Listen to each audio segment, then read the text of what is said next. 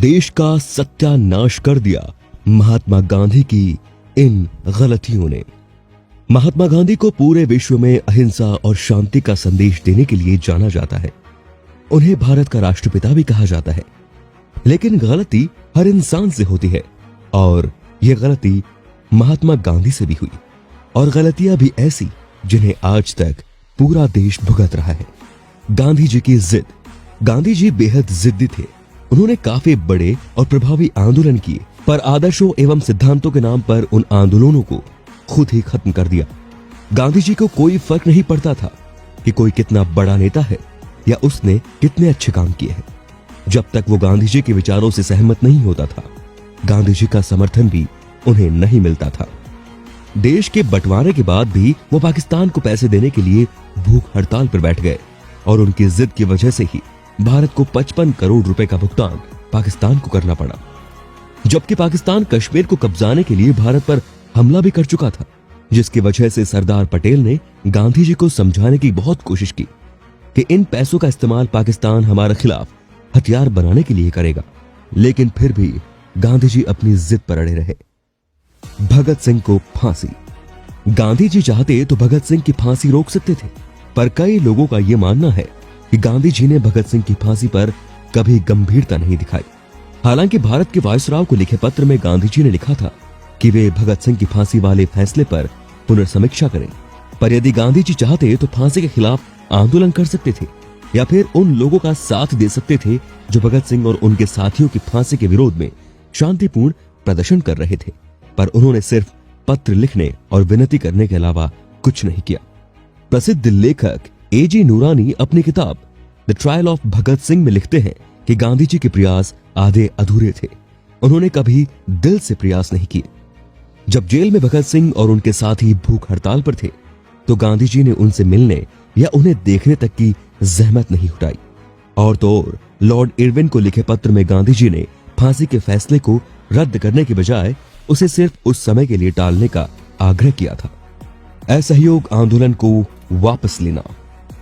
यह 1920 की बात है, जब गांधी जी के ही नेतृत्व में देशव्यापी असहयोग आंदोलन चरम पर था। पर चोरी चोरा में कुछ उग्र लोगों ने एक पुलिस थाने को जला दिया। इससे आहत होकर गांधी जी ने आंदोलन को वापस ले लिया। वजह सिर्फ ये थी, गांधी जी के आदर्श। सिर्फ अपने हिंसा के आदर्शों की रक्षा करने के लिए उन्होंने एक देशव्यापी आंदोलन को वापस ले लिया। आंदोलन के वापस लेने के बाद 19 लोगों को मृत्युदंड की सजा सुनाई। 6 की मृत्यु पुलिस कस्टडी में हुई एवं 110 लोगों को आजीवन कारावास की सजा मिली। और ये सारी गिरफ्तारियां और फैसले सिर्फ संदेह और झूठे गवाहों के आधार पर हुए। क्या ये देशवासियों के साथ अन्याय नहीं था? क्या फांसी देना हिंसक नहीं होता? पर गांधी जी के आदर्श उनकी नजर में गरीब हिंदुस्तानियों की मौत से कहीं अधिक बढ़कर थे। यहां तक कि उन्होंने आंदोलन वापस लेकर अंग्रेजों को द्वितीय विश्व युद्ध में सहयोग का आश्वासन दिया। अब बात करते हैं सुभाष चंद्र बोस को कांग्रेस छोड़ने पर मजबूर करना। नेताजी हमेशा गांधी जी का सम्मान करते थे, लेकिन गांधी जी को नेताजी बिल्कुल नहीं भाते थे। गांधी जी कहते थे कि नेता तो वो होता है जो जनता द्वारा चुनकर आए। लेकिन जब कांग्रेस के अध्यक्ष पद के चुनाव में नेताजी सुभाष चंद्र बोस ने 14 में से 13 सीट लेकर नेहरू को हरा दिया था, तो उनकी ये जीत गांधी जी को रास नहीं आई। उस समय पार्टी में गांधी जी के चहेते नेहरू को कोई पसंद नहीं करता था। फलस्वरूप नेहरू को हार का सामना करना पड़ा। नेताजी बिल्कुल गणतांत्रिक तरीके से जीते थे। उन्होंने नेहरू की हार को अपनी हार बताया और फिर जिद पर बैठ गए। उन्होंने नेताजी को मजबूर करके पार्टी से निकाल दिया, जिससे वे अपने प्रिय नेहरू को कांग्रेस अध्यक्ष के पद से सम्मानित कर सके।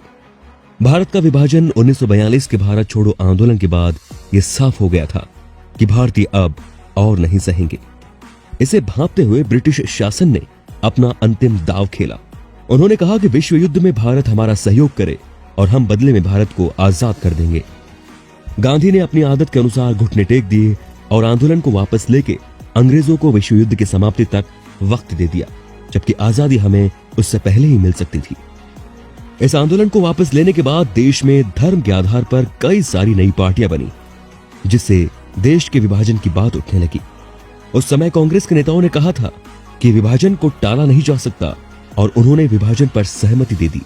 पर यदि गांधी जी अपनी बात पर अड़ जाते तो भी इस विभाजन को रोका जा सकता था। ऐसी ही समस्या अमेरिका की आजादी के वक्त अब्राहम लिंकन के सामने थी, पर पूरे देश के टुकड़े करने के बजाय उन्होंने एक लंबी और हिंसक लड़ाई लड़ी, तब जाकर अमेरिका आज यूनाइटेड स्टेट्स ऑफ अमेरिका कहलाता है। लेकिन गांधी जी की अहिंसा यहां भी देश हित पर भारी पड़ी। नतीजतन देश के टुकड़े हो गए और देश कितनी अहिंसावादी और शांति प्रिय तरीके से अलग हुआ, ये बात किसी से छुपी नहीं। लेकिन इन सारी गलतियों के बावजूद भी गांधी जी का भारत की स्वतंत्रता में एक अहम योगदान रहा है, जिसे हम नजरअंदाज नहीं कर सकते। अगर वीडियो पसंद आया तो लाइक करिएगा और ऐसे ही वीडियो देखने के लिए हमारे पेज को फॉलो जरूर करें।